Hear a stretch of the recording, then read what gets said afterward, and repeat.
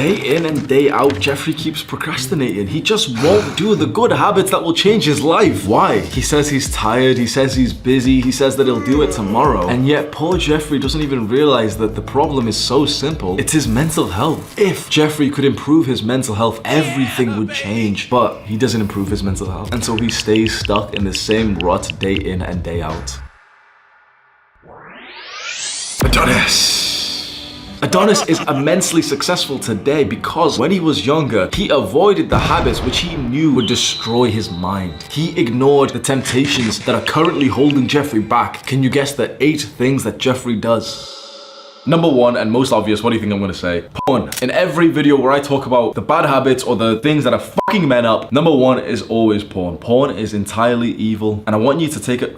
I was just gonna go on like a big fucking rampage on especially the OnlyFans creators, you know, the girls who are whoring themselves out. Are they bad people for this? Women are seeing the supply and demand. They're seeing, you know, there's so many guys are horny, so many guys are willing to pay for like digital fucking content of women. So many guys are willing to sign up to OnlyFans, and it fucks up, you know, their mind even more. Women are seeing this demand. They're seeing that they can potentially make a lot of money, and then they're signing up to it. Is that really a bad thing? Is a woman who posts an ass pic on Instagram, who causes your relapse, is she a bad person for this? Because is she really causing your relapse, or is it just you? Now sure, times are way harder. It is way harder to abstain from porn and masturbation now than it may have been years ago. Certainly like for me, 17, 18 when I first found NoFap. And the hardest thing was like, yeah, I used to be on Reddit every day and there'd be porn there. It was just fucking weird, bro. This is my analysis of the porn world. It's just everywhere. I was 17 years old on Reddit looking for, you know, like interesting posts of the news or like some interesting shit, or, you know, searching up like games that I liked to play at the time, you know, the subreddits of those. And you scroll down the r/all page of Reddit. So it's not even a subreddit, it's not even like a niche or anything. It's literally the all page, the big page of Reddit. You scroll down and you end up stumbling over porn there. Think about that. You go onto a social media, you go onto a website, which isn't supposed to be an adult content website, and you will still see something that is real porn on Reddit, or on Instagram, it's classed as like softcore porn or anything. And on TikTok, it's child porn. You didn't sign up for this when you went on these apps. We will talk about the issues of social media, but porn is everywhere. And any man who says that Instagram, like the content on there isn't porn, or the content on Reddit, or even the content on TikTok isn't porn, I don't think they've actually really seen this. You go on TikTok, if you click 4 times, you're seeing child porn. Honestly, there's 10-year-old boys out there right now that are actively consuming child porn on TikTok because they're watching girls their age do these like fucked up evil like dances that, you know, these girls are fucked in the head as well, and they're seeing this new trend where they can get validation from people, and so they're doing like this fucking like look where they're pulling their leggings down or some shit. The whole thing is fucked. I don't know how we can fix this on the grand level, but I know on the personal level what you can do is be pissed off every time you see this kind of content, and whatever you see it on, find a way to instantly, aggressively like stop that. So if you're on Instagram, you can click on like the dots and it says like don't show this page again. If you're on TikTok, I don't know what you can do on TikTok to be honest, but like if you're on Reddit, just fucking uninstall it because Reddit's just shit anyway. When you actively consume porn, it undeniably destroys your brain. You don't need me to tell you any more of this, and hopefully by now, you watching this, you already know the dangers. Maybe you're a level 50 NoFapper like myself. I wouldn't even consider myself a NoFapper to be honest. I just don't jack off, honestly. I can't even remember the last time I fucking beat my meat, probably like a year ago or something. It's like maybe once a year or some shit like that. For me personally, I stopped watching porn when I was about 18 years old because I saw all this like these negatives of it, and I really felt this. And for masturbation, like actually, you know, like you can do them separately. You can fap without porn, you can watch porn, right? So I stopped watching porn, and there was one time where I'm just fapping and you might find this cringe or awkward or whatever, but it literally just clicked and I just said, this is what beta males do. And since that moment, I've hardly ever done it again. It's simple as that. It's as simple as that. When you're watching porn, you're saying to yourself that you're the beta male that needs to watch another man fuck the girl. When you're just fapping, thinking about some girl, or, you know, watching porn with it, or, you know, on Instagram, you're literally conditioning your brain to see you as a fucking chump. Do you really think the guy fucking the girl is fapping instead of just going to fuck her again? I didn't want that, bro. I fucking hate this concept of like conditioning myself to feel like a fucking chump. So I stopped it there. Hopefully that can help you, bro. If you don't want to be a fucking chump, every time you get that urge, just say, nope, I'm not a beta male. The second thing that's destroying men's mental health, this is probably the second thing after porn, is listening to the modern dating advice. So many men have been conditioned to date and interact with women like they are chumps. Most likely you are a chump when it comes to speaking to women. And if you're arguing right now, you know if you are. You might argue with this. If you haven't been successful with girls, truly, if you haven't had girls literally like ask you to sleep with them, almost plead to you, you're probably in the chump category, because most guys are honestly. But there might be some arrogant kind of guy who's watching this who still is getting left on red, who's still like this, but he's like, no, you need to understand most guys are chumps when it comes to getting girls. Why? Because every kind of content you've seen until recently, because you're watching this kind of stuff online, but every movie, every book, every TV show, every TV advert, every conversation with other people your age, and you see your chumpy little best friend who's acting like a little bitch towards this girl, and when she's girl cheats on him or she's just not interested or whatever, and you see the way, well, your dad's not even in the home, is he? So it's a bit of a fucked situation, isn't it? Most likely you've never even seen like your father romanticize with your mother. Most likely you've never even seen a masculine man, how a truly like masculine, like alpha male kind of man interacts with a woman. If you watch that, if I told you what really happens with like a high level man and a woman, you would think that I'm lying. If I told you, you know, an experience of mine, you would think, yeah, he's lying, he's boasting. Oh yeah, sure bro. Because the real way to interact with women, it changes a lot. I've done a lot of videos on those, so you can go and try and find them. I'll link one right now. The issue with your mental health comes when you follow the normal blue pill advice, which is telling you to just be nice to girls. It's telling you to just care about them, to ask about their interests, ask about their hobbies. Bro, when I look online, apart from in my space, in the space of like, you know, men giving advice, you know, on YouTube, masculine kind of like anti-PC kind of men, like assholes in a sense. Apart from this space, bro, everywhere I have ever seen online, the dating advice is absolutely trash. You know, just a few days ago, I Googled Tinder advice. Like I wanted to see what these like dickheads on Google, like, you know, those Google searches were saying. You can see this if you want. Every single article, pure trash. These guys, bro, one of them literally said, oh yeah, take like a fucking like professional like passport picture as your fucking Tinder pic. And it's just got some chump there who you can guarantee gets 0 matches per day. Bro, I changed it all. And when I slightly talk about like the success that I've got, I see little chumps, like I see guys reacting to my videos when I talk about how many matches I used to get per day on Tinder. And then, oh yeah, sure, dude. Yeah, sure, dude. Like, shut the fuck up, bro. Men like me seem like the asshole, the bad person when we give advice of like, yeah, here's how to actually attract women. What people don't understand is that advice like this is life-changing, because when you tell a man to act more like the alpha male and you tell him to act more like Adonis, who's focused on his work and his mission, who's thinking about, you know, he still loves women, but he's thinking about them a lot less than, you know, most guys are. What people don't understand is this advice saves lives, because the conventional, normal blue pill advice, like everything you've got in your brain regarding dating, will lead to you being left on red. It will lead to you not even being attractive. It will lead to you not being the guy who fucks her on the first time that you meet her, and it'll be someone else, and you'll be the guy taking her on like 4 dates first, awkward to try and hold her hands, but she's just been doing some stuff last night, bro. This evil, normal, widespread advice leads to men totally obsessing over women, whilst women are focused on their work, their career, and their goals. And that is a fucked dynamic. Women aren't happy with this modern dating, and men aren't happy with this modern dating. So anyone you see pushing forward the good boy kind of message, who you know, you see these guys who are doing like anti-alpha male videos, you see these guys who do like anti-red pill videos, they're fucking evil, because they're still pushing this same fucking widespread message where no one's happy. Women aren't happy in the modern dating standard. Men aren't happy. It's only when you go back to the traditional way. It's only when you as a man become masculine. It's only when she as a woman becomes feminine will you be able to have any level of a good relationship. This normal advice, following everyone else's like mainstream dating advice, it will destroy your mental health, like it did for me, like it did for my best friend, like it did for every guy. And still to this day, it pisses me off. I'm used to it now, but it pisses me off because men like me are seen as the enemy for this. The amount of these little skinny neck guys, I could snap them in half. The amount of these the amount of these guys who react to my video and look as if like, oh yeah, like, oh alpha male, oh red pill, oh. But you're single and lonely, right? You might not think that you followed the normal dating advice, but essentially, unless you really change the way that you date, you're following the normal conditioning that's been put into your brain, right? Hollywood movies, the way you see your parents, everything, right? And you're not happy, and it hasn't worked. Why is it that when men stumble down the deep, dark hole of like this sort of misogynist, pickup artist, red pill community, they come out with a new understanding that they're actually happy with? Why? Well, because it works. Because it feels right. Because every step that you take towards becoming more masculine feels right. And you don't go back. Even though it's harder, even though it hurts more, even though becoming masculine is uncomfortable, you don't go back. This is the thing that pisses me off the most, and it's something that I've wanted to spend time on because I think it's pure evil. These sophisticated, clean, like, you know, clean shirt motherfuckers who don't wear bathrobes, who are like, oh, you're talking about statistics and everything. These are the evil guys because they're still pushing the same message that they know is leading to men's loneliness. They know is leading to men's suicide. They know this. And these fucking parrots, these Jeffreys, these bots, as Sneeko likes to say, they'll still push the same message because it makes them feel good because they're feminine. You, as an up-and-coming masculine man, cannot relate to these little skinny neck guys. Any guy you see right now telling you to act in a more feminine way and be really polite and just be nice,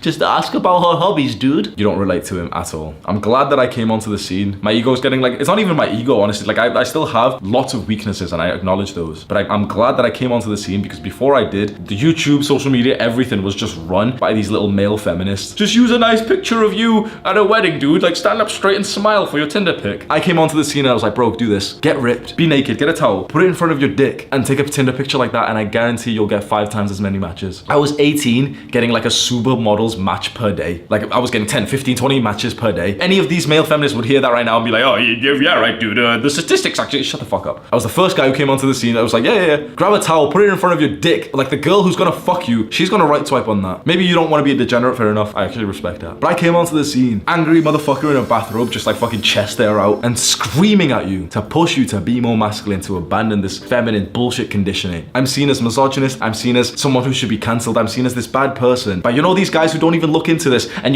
I always see their fucking YouTube videos about me, and every single comment on their video is them saying, oh, actually, Hamza's not even like that. Hamza's really different. Hamza really saved my life. So these dickheads who react to us, these little feminists, like, you know, skinny neck kind of guys, low testosterone, 150 nanograms per deciliter testosterone, they're reacting to us, thinking that we're cringe for wanting to get into the gym and build some discipline. Bro, I woke up at 4 a.m. today to record these videos. They wouldn't understand this. They'd happily like to lie in and, you know, wake up and scroll their Instagram and like, oh, she hasn't texted me back, but it's okay because I still love her. Meanwhile, guess what she's doing, bro? She's with a guy like me, bro. What the fuck? You know why I came onto the scene? You know, this whole space was saturated as fuck, right? You've probably heard this, right? Self-improvement, men's space and everything. The self-improvement space was saturated. Productivity, self-improvement, totally saturated. So many YouTubers. And the men's space was seen as like totally just like cringe and dark and like, you know, oh, that's dangerous. I came onto the scene, merged them together, and now it's actually like a respectable scene. And then, fair play, I did like, you know, pretty good amount, and then Andrew Tate came in, fucking destroyed the entire place, bro. And he brought so many eyeballs into this space, which I am so grateful for. But bro, the reason why I actually like ruthlessly, you know, work to produce these videos in this kind of space, or this niche of like helping your men improve themselves, become more masculine, because I saw what was happening to men, and I saw the conditioning that they're going through, and I saw even YouTubers push forward the same conditioning. I saw these pathetic, soft, like 25% body fat, low testosterone men who don't even go to the gym arguing with each other about like productivity and shit. And like, bro, and I came onto the scene. I remember one of my favorite videos, like my favorite phrase in a video, where I said, bro, do not take advice from anyone who isn't muscular. Simple as that. Is that not a good rule? Do not take advice from a man who doesn't even go to the gym. When you see a guy making a video online telling you what to do, just look at him and just think to yourself, like, could you snap his arm in half? When you see like one of these fucking guys, like I see them reacting to my video, and I literally just sit there like, bro, I don't even watch their entire shit. Okay, it just bores me, but I look at him and I just think like, bro, if this was back in the caveman days, like I'd crush you. I'd literally just press down on your neck and you'd end. You'd have to log out. You understand these terms, don't you, nerd?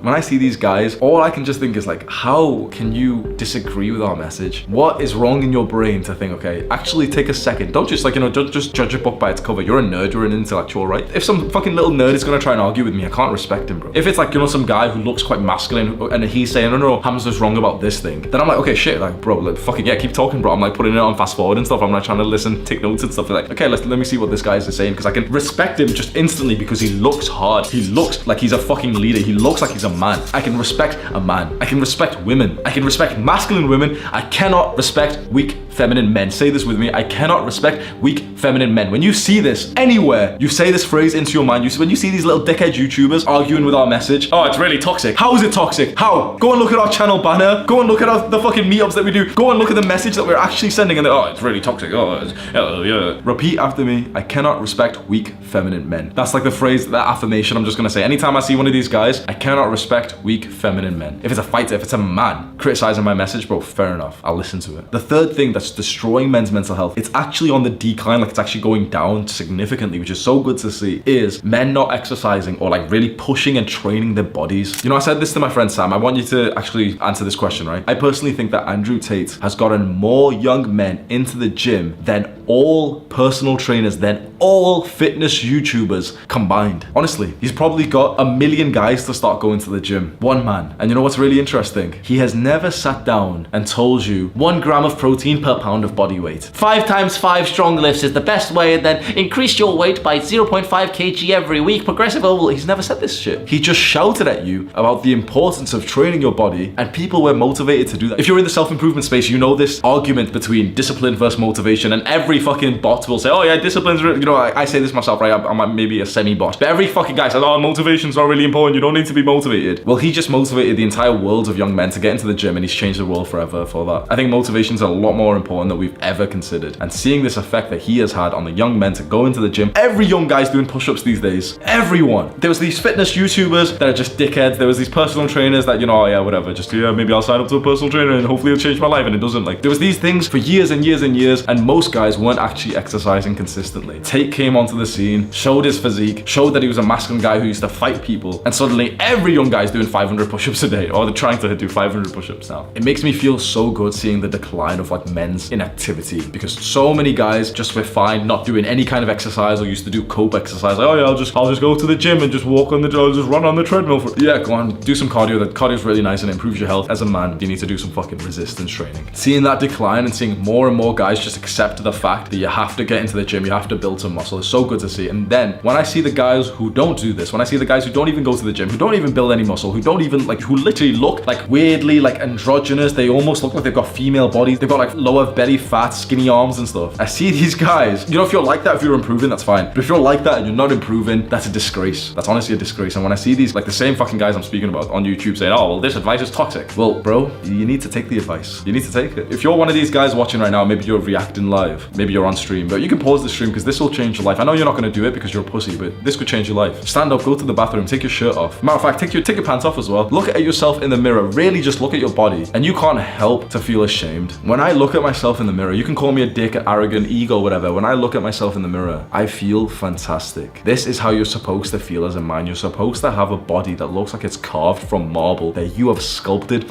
yourself. That is one of the greatest feelings that a man can experience. These guys out there, these Jeffreys, will say that we're toxic for this. They'll say that we're fat phobic for this, because we have this desire to discipline ourselves and to train our body just like we train our mind. I promise you, I'm speaking to you directly now, not these little male feminists. I speak to you directly. You may have made some good progress in your physique already, but I promise you, your physique is the thing that will give you the greatest sense of accomplishment out there. The amount of money I make, the status that I've gotten from YouTube is amazing. The leadership that I've gotten, bro, I've had guys pick me up, like a group of guys pick me up and shout, Hamza, Hamza, we got 1.3 million subscribers. I make more in 1 month than my entire family does in 2 years, 3 years. All of that, like these big accomplishments, right? It's amazing. Just my physique gives me more of pride, accomplishment, a sense of satisfaction, confidence than all of that. And I promise you, you know, I'll tell you the truth right now. Right now, I don't really feel much of it. For the first time, I did like a fucking dirty bulk just as, I always knew it was like just stupid as fuck to dirty bulk, to eat shit food and everything. Right, dirty bulk, gain too much fat. I'm not even like fat or anything. I'm still like maybe 18% body fat, so it's not like fat, but it's a lot higher than I'm usually at. And for the last couple of months, I've literally haven't had this same sense of like satisfaction of accomplishments. And I felt like something has been missing in my life. And so over the last few weeks, cut my calories down, eating clean as fuck, bro. Literally just eggs, chicken and rice and veg. That's all I'm eating, bro. That's literally all I'm eating. No sugar, no nothing. I'm training MMA 5 times a week now, so that's like my cardio. And I'm slowly and surely just seeing my body sculpt back to how it's supposed to be. And you don't even realize how important that is, man. Because I've just experienced firsthand what it's like to just not have a physique that you're proud of and then slowly start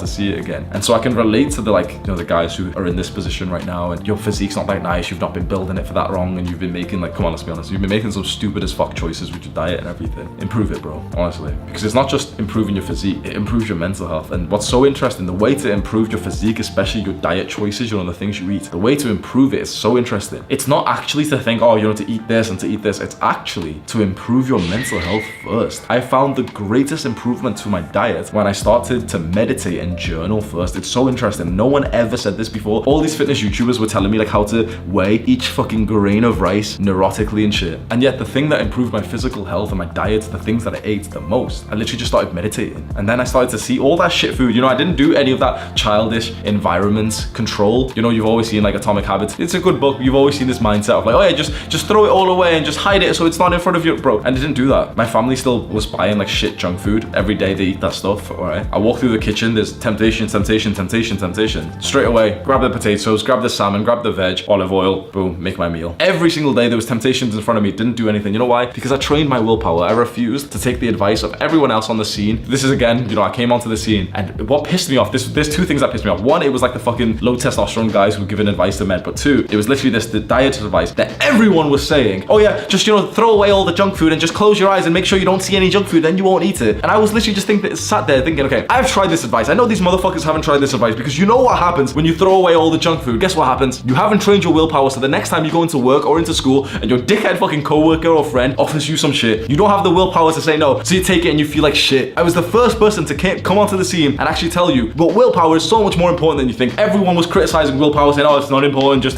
control the environment, just get the YouTube blocker because it'll help you with your willpower. I was the first person to come onto the scene like a fucking psychopath and show you what I did to improve my diet. Guess what I did? None of these low testosterone guys would ever be able to do this. Maybe you want to try. I grabbed my favorite kind of chocolate and I put it in front of me and I stared at it like a psychopath, like a crazy man. I stared at my favorite chocolate, just staring at it, just feeling what it was doing to me. Asking myself, okay, why is this so tempting? I'm doing this experiment right now. Why is my own brain telling me, oh yeah, the experiment's over, just eat it now? And I just stared and stared and stared at this little piece of fucking chocolate. And guess what, bro? My favorite chocolate, what was it? I had two different, I had a Lindor little Red Bull and I had a Kinder Bueno Hippo. My all-time favorite fucking chocolates. Everyone else would have told you to just, hi, close your eyes, don't look at it, don't look at it. All these fucking soft guys would have told you that. But shit, mental health, then you go about the day, next time you're in the store, you're like, oh, well, you may as well just buy it then.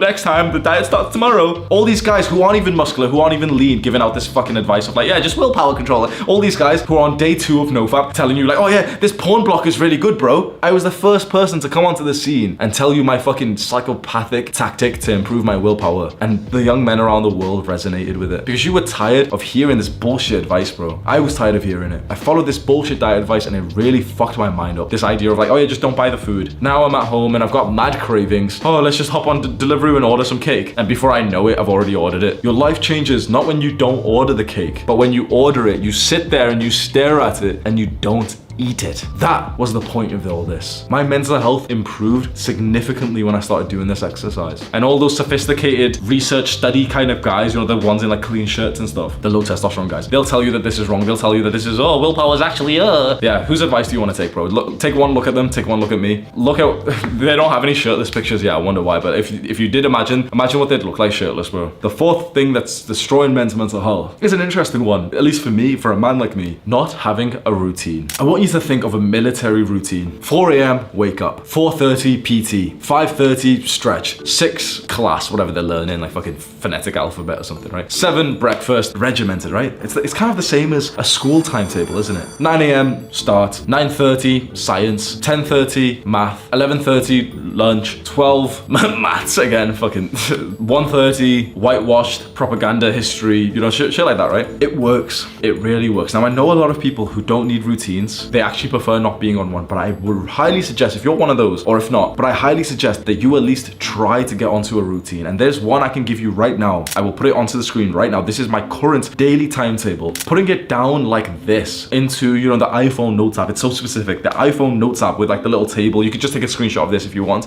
and just make it yourself. This is applicable to me, but you know, you don't have to copy it exactly because right now I'm doing a bunch of experimentation stuff with my sleep. I'm only leaving like 6 hours for bed and stuff. So, you know, there's a bunch of like disclaimers I have to give you, but what I'm showing you isn't what I'm doing. I just want you to look at the structure of the timetable. You can see that it's got the time on the left and what I'm doing on the right. This is so important. Don't just try and copy and think, oh, well, I couldn't sleep only 6 hours. Oh, I couldn't do this. I couldn't wake up at 4. Don't copy that. Just copy the structure. And I promise you, if you copy the structure like this and you make this your lock screen and you obsess over this timetable and you try to follow it as best as you can every single day. And of course you understand, you know, life is going to get in the way. Yeah, you've got to do something. You've got to help your mom with this. You've got to do this. You have an extra long conversation with your friend after school or something. You know, these things happen, right? But if you just try to follow this timetable as best as you can, your own timetable, you will have the most productive time of your life. What I urge you to do right now is to pause this video and create a timetable just like this one on the screen right now. Make it literally just one for every day of the week, even though you've got different things. And on some columns, you can write like gym or study. And that means that, okay, if it's a gym day, then go to the gym. And if it's a rest day, then you'll study. And you know, you can make some variations like this, but I highly recommend what I found absolute best. Make one timetable that's supposed to be for every day. And yeah, some shit will come up, but just trust me on this. If you try this, it changed my productivity forever.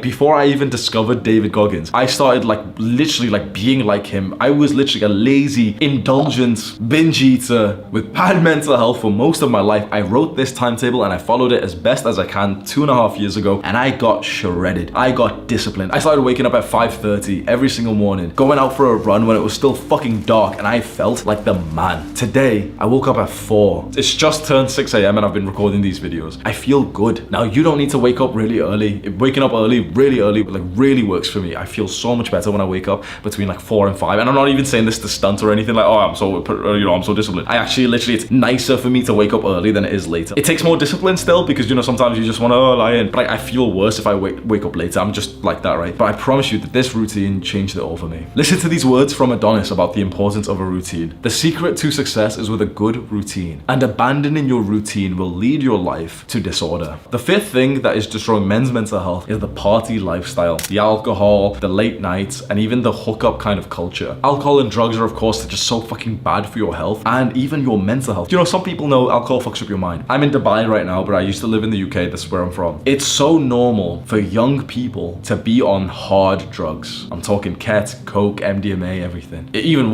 like nitty shit, bro. NOS is like this fucking balloon, fucking poppers and shit. Just people there are literally trying to just feel any fucking stimulation possible. Like they're literally fucked in the head. It's like a counter, like double thing where it's like the party lifestyle, drugs and stuff leads to bad mental health, but also bad mental health leads to this lifestyle. Anyone you see who's in like dirty raves in the UK, I promise you right now, they're not happy people. They're like, they might seem happy on their fucking Instagram story or something. They're happy when they've got narcotics, like they've got fucking drugs in their system. I've been in this environment, so I'm telling you right now firsthand. I'm insulting previous, like younger me as well. I'm telling you right now, everyone who's in the party environment, like the hardcore drug environment, is fucked in the head. There's people who, you know, go out to the club every now and then and, you know, they have one or drink or something. Okay, fine, fair enough. But there's people in the like UK especially is so bad for like dirty drugs. It's a dark kind of environment to be in. The sixth thing that's destroying your mental health is social media, particularly TikTok. I mentioned social media at the start of this when I was speaking about porn, and I always say this, like you can pretty much combine the two. Social media and porn aren't that different these days because there's adult content on both of them. If anything, porn's a little bit less evil these days because it's like, yeah, well, when you go onto a porn website, you know you've got to go watch porn, right? On social media, you didn't mean to go watch porn, but there's porn on it, which is a bit fucking malicious. You don't need me to spend time saying, yeah, social media is bad for your mental health. You know this. There was a really good video. I think it's so good. I honestly, like, I'm really impressed by the video that I made, and it's titled TikTok is Worse Than You Thought. I'll have it linked as a card or in the description. I highly recommend you watch that video. I think it's really good. I took the title and inspiration from a different YouTuber called Moon, who's a good friend of mine. The seventh thing that's destroying your mental health is video games. My friend, my best friend, and my right-hand man for this entire thing is Sam. When I first hired him, he was a total Jeffrey. Like, I'm talking like full on like 10, 12 hours of video games per day. A couple of months before that, he was in such a depressive rut that he used to brush his teeth maybe once a week. Maybe. I want you to imagine that. He used to play video games for about 14, 12 hours a day. He didn't brush his teeth for 5 to 10 days at a time. Why is it so common? This exact symptom, you know, not brushing your teeth. Why is that so common amongst video gamers? The amount of like video gamers I've seen who have literally got like messed up brains. Why? People think the reason why someone gets into a video game is because, you know, they're feeling depressed and stuff, and so, you know, I've got nothing else to do, so I'll just play video games all day. I promise you that is not it. I've directly helped maybe about 100 guys so far, like one-to-one, like, you know, speaking to a guy, and obviously online through YouTube, maybe it's thousands, maybe it's more, right? So when I tell you, hopefully you can believe this, like, I think I've like not researched, but I've spoke to people who are actual video game addicts the most. Honestly, a lot of people, right? Or maybe